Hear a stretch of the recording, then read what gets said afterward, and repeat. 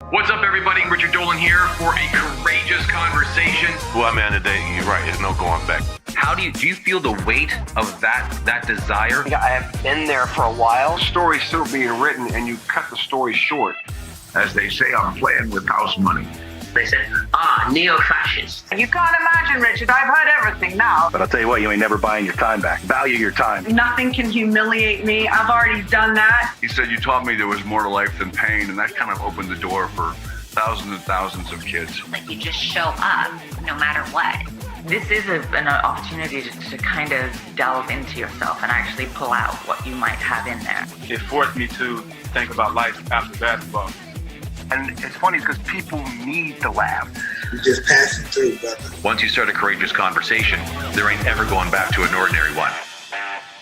Yes, it's Richard Dolan here for Courageous Conversations. As many of you know, when we first started this conversation with many celebrities, icons, thought leaders, epic brands, and just brave people who are really up to things that matter most to not only them, to all of us.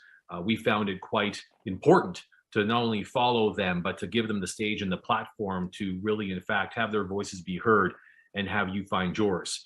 I'm delighted to say that the show today is brought to you in part by my dear friends, Braun Studios, who's been on the cutting edge of all things courageous for the past 12 years, narrating, finding, and securing great storylines that are worth having people listen to, lean in on, and learn more from.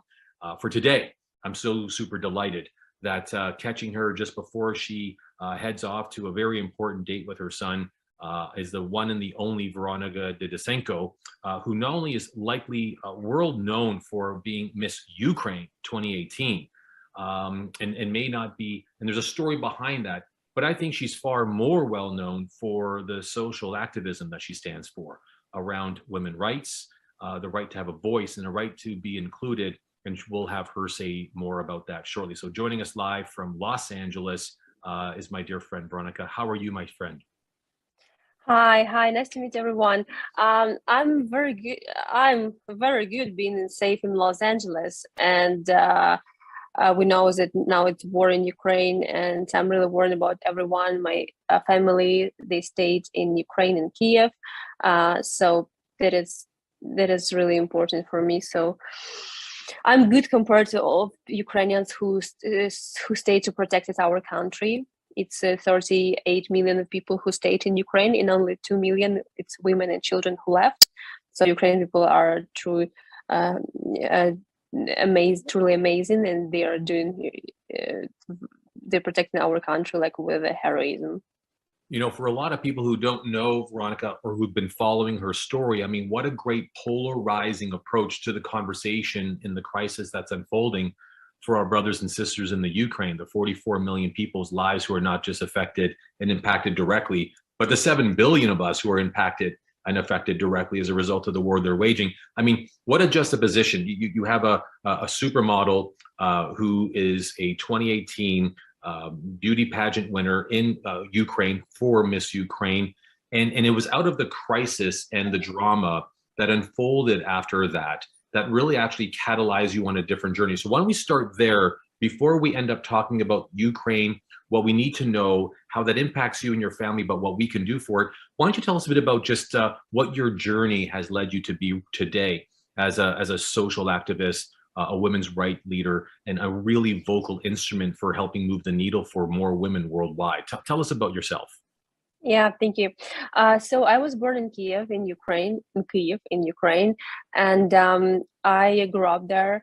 I finished school and I entered university. I have mathematical degree. I got bachelor in mathematics. And at the time of being a student, I also started doing modeling. I was invited by a modeling agency in Ukraine to join. And I traveled a lot around the world. So I lived in London, I lived in France, I lived in Italy. And when I became professional model, I wanted to do something more and something which can help Ukraine. I started a project Young Einsteins, which aims to help children from disadvantaged backgrounds like orphans to get a high quality education, which I basically had chance to receive. and which was a good step to develop my career. It's very important when you have good quality education, and there are so many talented kids in Ukraine who they don't have this opportunity. So I want this to happen for them. And then I saw. So I was actually reached out by Miss Ukraine committee to join their pageant in 2018. I was not quite sure about this, but then I saw on their website, on their webpage, a big article about the issue that the best charity project of the participant of Miss Ukraine is going to be funded by Miss Ukraine organization. And Miss Ukraine by itself is a very good platform to develop charity initiatives. So I decided I wanted to join Miss Ukraine so that I have a chance to support and to fund my charity initiative. And then unexpectedly, honestly for myself, I won Miss Ukraine. And then they told me that I cannot represent Ukraine in the final of Miss World in China because I'm a mother, and because mothers are not allowed to be beauty queens, basically. So that's a humiliating and discriminatory rule, which I'm fighting at the moment. Rules which not allow mothers, women who have ever been married, widows, women who have ever been given birth to a child. All of these women are not allowed to take part and to participate in Miss World, in Miss Universe, in Miss Earth, and Miss International beauty pageants. So I've been working on, after I was disqualified, I launched my global movement for change, like Right to be a Mother campaign. And I've been working on it like for 3 years now. And I'm lucky to have a chance to have press conference with Gloria Allred on Wednesday about changing and challenging rules of the 4 largest beauty pageants. At the same time of my journey, basically of everything what's been happening, the war started in Ukraine. Before you go there, and I don't mean to interrupt you, Veronika, but I just want to make sure. Sorry. Of course. Oh, folks, I don't know if you're noticing this, but so here you have someone who obviously is born naturally with both the brains and the beautiful gifts to have. But here's someone who already was very, very active in helping disadvantage or those without an advantage in her own world, in her own way. Standing for children who needed access to education, being able to amplify her philanthropic efforts, even so young. Like, can you give folks an idea? I don't think people knew. You were about 18 years of age at the time, and you were already doing philanthropic things. Is that not accurate? I was actually, so on my second year of university, I was pregnant. I became pregnant, and I delivered to my son. So I gave birth to my son. And after at this time I was finished. I was studying, I was doing modeling, and I was I was a mother taking care of my son, and I was a single mother. So at the age of 19, 20, I started thinking about social initiatives I want to do in Ukraine.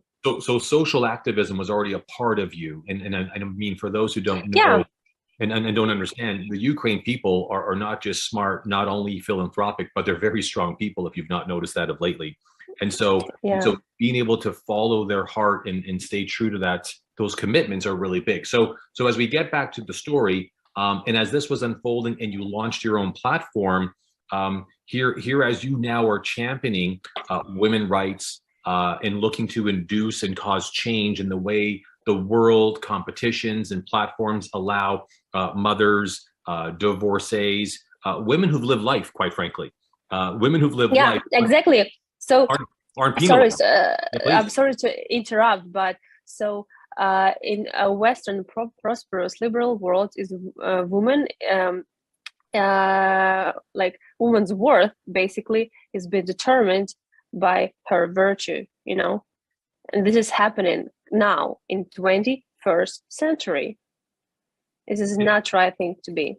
Yeah. It's mind-boggling to think that even after the movements of Me Too and the awakening of corporate culture, and as a man, I cautiously toe that line of now understanding that there's certain lines not to cross, there's things we cannot do, and there's certain rights we need to respect. Back to you and understanding what's happening in Ukraine, that phenomenon of not being able to compete in Miss Ukraine, let alone the Miss World competition, it wasn't a Ukrainian issue. It was actually a global issue. Is that not correct? Exactly. It's exactly because the head office of Miss World is located in London, head office of Miss Universe is located in New York. So it's basically policies not of Ukrainian pageant, but of British and American pageant. Well, and this is interesting, guys. If you're just tuning in, we're sitting with the lovely, the brilliant, the brave Veronika Didusenko, my dear friend, joining us live from Los Angeles. You know, and as we're chatting, obviously you're of Ukraine descent. We've been talking a bit about just how you got yourself in the news, where your celebrity status kind of came from, but now what you're doing with it, given the crisis in Ukraine, knowing you've got family in the Ukraine, friends and loved ones, fellow students and graduates who you likely went to university with. Here's the question. What's it like? Give us a sense for what it's like for you to live every day.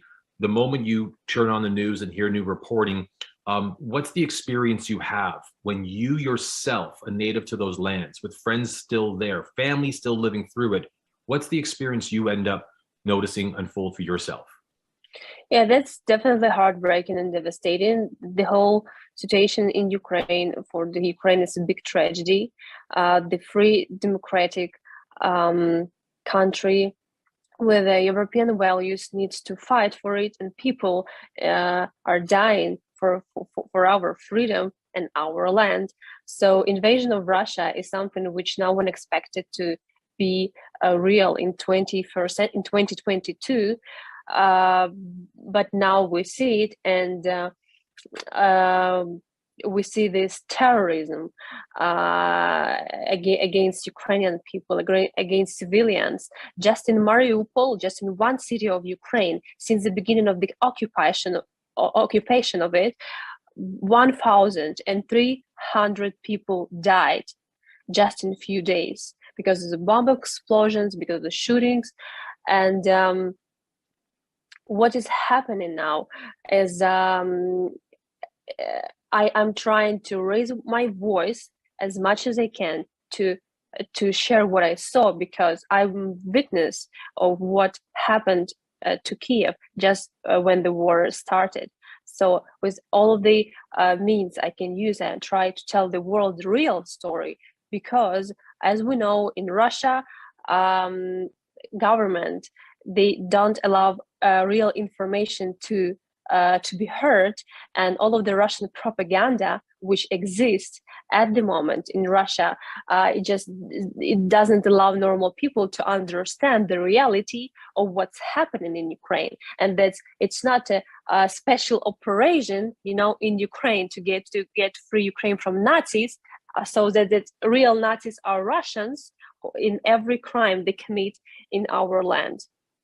It's for those who are joining us as we have this courageous conversation about Ukraine. It's a delicate one, and I'll tell you why. The world, I find, and this is a personal statement, it's not the express statement of the studio or its partners and all of our associations or partner studios, but I got to just say, folks, what a polarizing conversation. Because never before, I don't know about you and the experience that you're having, but I've never realized that there could be one thing going on and two different perspectives about the view of the truth of what is. And so in talking to Veronika and hearing firsthand what she's seeing, what she's witnessing, what her family is enduring, and to think that there's people in the world who say, that's not happening, that's not true, what's really happening is we're actually doing this or that diminishes and dilutes the truth. Veronika, this must be frustrating for you and fellow Ukrainians. Wouldn't you agree? It's not really frustrating. It's just what it is when you live in an authoritarian country with a president who was the same for the past 20 years. It's like totalitarianism. It's like the same which is happening in Belarus, the same which is happening in North Korea. It's also those dictators who are in power, and they do everything they want, basically, and they control news and they control media. So it's like it is obvious in the regimes like Putin has in Russia. Well, it's amazing, whether you read the reports, whether you watch the news, and when you talk to other folks, I mean, the reality is that what is desperately clear for us is we need a real great global reset.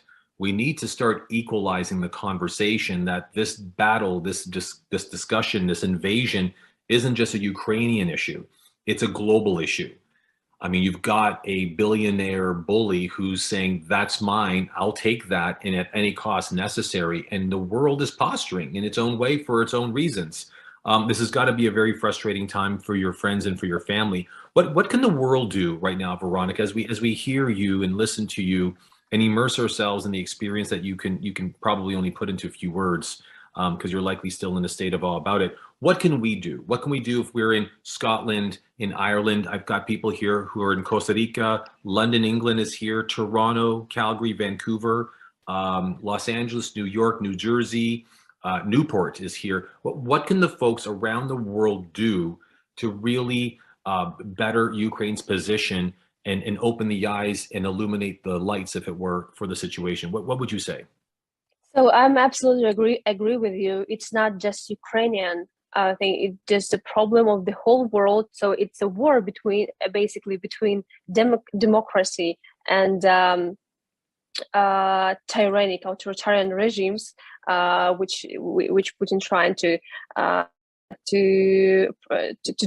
implement in his country. And who knows when he stops, and who knows if he's not going to invade other countries. Who knows if Moldova is not going to be the next country. Who knows if Poland is not going to be his next target. Who knows if Kazakhstan is still gonna, maybe he wants to invade this country too.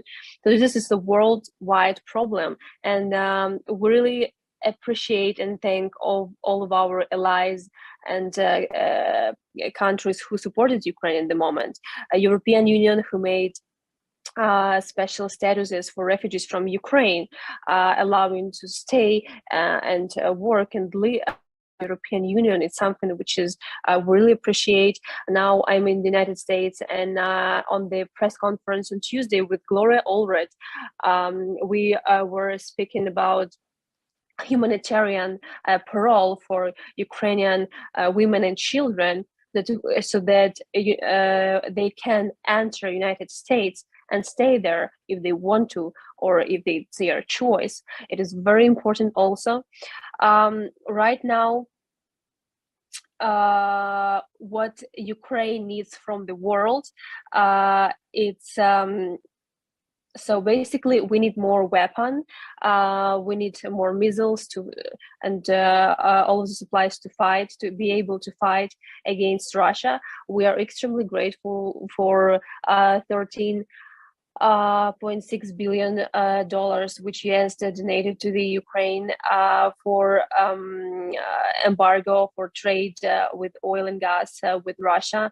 It is very important move from US. All of the sanctions, all of the sanctions against Ukrainian, against Russians, banks and oligarchs support Ukraine, and it helps people to stand, be strong, be united, and be together. UN and NATO, like peacekeeping missions, people really need humanitarian corridors, and we need to make it possible in Ukraine, because in the small cities just on the outskirts of Kiev, like thousands of people, they cannot leave the cities. They are dying in shelters with no food no water, with no electricity. Just yesterday, a girl died from dehydration in shelter because the humanitarian corridor, which Russian occupants promised, they did not make it happen. And people stayed in shelters for days with nothing, trying just to survive. I have my friends who are they are left to the small city a little bit north from Kiev, and they stayed there with their 1-year-old girl. And I'm praying them to be just alive, to have food, to have water, to be safe and not be killed. So. All of this, but the most importantly is safety of people who are in Ukraine. Ukrainian army needs like a massive support, like all of the military jets, anti-aircraft and anti-missile systems. All of it, Ukraine desperately needs at the moment to fight Russian aggression. Well, I mean, for those who are just dialing in, we're here with Veronika Didusenko, former Miss Ukraine, social activist, but a real champion and on the blazing trail for really transforming women's rights in all domains of life and profession. I mean, one of the conversations that we've been having that it really just resonates with me, again, I only have you for a few short minutes left, is that understanding that these human corridors, these humanitarian escape routes, which need to be respected so that people of Ukraine can exit. I'll ask a very dangerous question because a lot of people would wonder this, and especially people who are on the other side of the conversation who might be believing in a little bit of the Russian hype, which is this, is why didn't people leave sooner from Ukraine? Was it possible that people didn't think that he would have attacked? Did people not think that he would really truly step into Ukraine's soil? Is that why they stayed deep into the shelling? What's your suspicion on the sentiment for why people left? It would feel a little bit late. Are you serious? I'm not even going to answer such a question. It is it's disrespectful for the whole tragedy which happened in Ukraine now. Who would ever imagine that in 21st century, in a nowadays democratic world, Russia in such a violent way invade democratic, independent, and free country? Who could ever imagine something like that could ever happen to normal civil people who are just live their peaceful life in Ukraine? Why they did not leave sooner? Do you know how many hours Ukrainians are standing on the border with Poland? Some of them stayed on the border for 60 hours with walking, trying to cross the border for kilometers with their kids, women with kids, and with trying to survive. Yesterday I got the picture from BBC Ukraine, which showed right now on the outskirts of people trying to leave Irpin, it's a little city on the outskirts of Kiev. They are going through the river because it is the only way they can escape the small city. Why people did not leave earlier? Because now when you use Putin is such a mental psycho who gonna kill civil, peaceful people just with no regret, with no human feelings to people who did nothing to him, who were just trying to protect their homes, Yeah, and it's true. I'm with you. I mean that it's a question that circulates through social media, and it's propaganda out there that would try to undermine the spirit of the crisis that's really unfolding. Please. The level of stupidity of this propaganda, it's unbelievable. It's unbelievable, beginning from the special operations that they are invented, to save Ukraine from Nazis. And when Russian soldiers realized that they thought that people are going to meet them with flowers and greeting them. Can you imagine meeting soldiers who were basically killing them? So they were so shocked because no one was happy to see invaders, obviously on their land, and so all the level of the absurd in news and media, which Russia trying to to say. Like it is unbelievable. It is unbelievable, you know. What's amazing is that if you look at the records and you actually, in fact, track the footage that's out there, there has been time and time again that Vladimir Putin has stated publicly that he had no intention, and he has no intention of invading Ukraine, starting exactly, or exactly. And so I will. Words.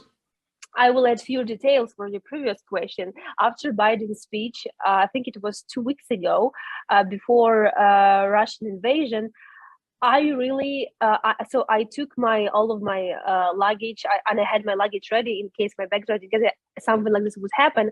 But no one could really imagine it is possible. So we left straight away when the war started on the 24th of February at 5 a.m. and thank God I had all of my stuff, all of my clothes and my son's clothes ready. So and we had to flee. So and just after Biden's speech, it was on Saturday, and on Sunday I went out with my friends. We were so worried. Everyone was so worried, but you know, at the same time, I was really, you know, scared, but my friends there did not really believe, like no one believed, you know, for example, if you live in Germany, I don't know, in United Kingdom, and someone tells you that your like neighbor country is going to invade you, but think it's just kind of, you know, this is weird, and it's strange. And, you know, between Ukraine and Russia is like a huge history between like with our relationship with like brother countries, people, you know, we are so like similar, and no one would ever thought that like it's possible. And when we went out for lunch with my friends I lived in the city center. In the city center, I saw so many foreigners sitting just having lunch after Biden's speech, before just 3 days before the war. And I was like surprised, like I'm Ukrainian, of course I'm gonna stay, but for me, like for Ukrainian, my duty is to stay in Ukraine and protect my land. And if it was not my son, who I cannot live in the war and under sirens and under attacks and bombing and all of this, which I must had taken him out of Ukraine, of the war. But if not him, I would stay there and I would help. So I understand me who needs to be there to help. And there are many women who are fighting as well as men. Not just men are in territorial defenders. So many women who are fighting at the moment. I have two good friends of mine. They're in the Ukrainian military force. I'm so proud of them. So, and when I saw all of the foreigners there, I was like, what are you doing in Kyiv city center? Just after like Biden announced that it's going to be the war and Russia's going to invade. But people seems to be so relaxed and so, you know, peaceful. No one could. Because normal person cannot imagine the level of absurd of, you know, all of these thoughts of Putin, who were like pure evil. You know, no one person could not even like think of like it's you know, it can happen. No, what's unfolded, my dear friend, is that it's unthinkable, and we all know as a world it's unforgivable. There is no going back, and I really believe that the trajectory of history and his legacy, the memory of his leadership and the 20 plus years he's been leading, has become annihilated by these actions. I know I just put into the chat room, for those who've been writing me directly, how do we support? What can we do? One of many resources I'm sure you can check out, redcross.com. That's redcross.com. I've personally donated, and I happily continue to mobilize resources for all of our brothers. Can I say? Please. Yeah, if you want to, the Red Cross is very good to donate. It's arguably we want them to be more effective in Ukraine as they are at the moment, but we're hoping that they could do a good job. But you can donate in Ukrainian army. Right now, if Ukrainian army is strong, it will be able to resist the Russian aggression. Less people are gonna die. So the first thing, if you want to help Ukraine, donate to the army so that we can protect people. Yeah. No, absolutely. We completely agree. What I'll say in conclusion, because it's amazing how time flies when you're having very courageous conversations, is that as you began your journey telling the truth on old institutions, this war has really amplified the need for your voice to be heard to continue championing the cause. Knowing with this crisis unfolding and knowing that your life's work is just getting started, what's the number one change you can't wait? You cannot wait to be the cause for? What's the one change, the one shift, the one transformation in the world, Veronika, that you want to make sure that you get to co-author next? Only one. Of course, at the moment, the most important is people, humans' lives in Ukraine. I want people. You cannot get back people's life, but I want this crime against humanity to stop. That is it is the most important at the moment. Understood. Cease the crime and start the healing. That's for sure. Folks, if you're looking to follow Veronika, I mean, she's got a lovely Instagram page. She's very active across the internet. She continues to champion. She continues to speak. She begins to be a very vocal person in the realm of really causing and instigating change for women's rights, and in particular right now bringing a lot of light to the situation as it unfolds in the Ukraine. I gotta say, Veronika, thank you so much for fitting us into your day and into your life in between all the emotions and experiences that you are having.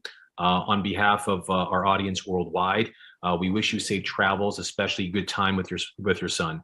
I trust that both of you stay safe, stay healthy, and stay great, okay? Thank you so much. Thank you all for your help and support. Really appreciate it. Thank you so much. Look forward to seeing you again soon. Guys, you've been with me and Veronika Didusenko.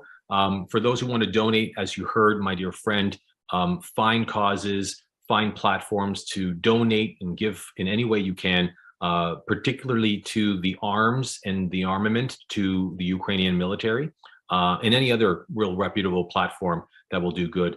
Folks, thank you so much for joining me on behalf of Bronze Studios. It's been a courageous conversation with our dear friend, Veronika.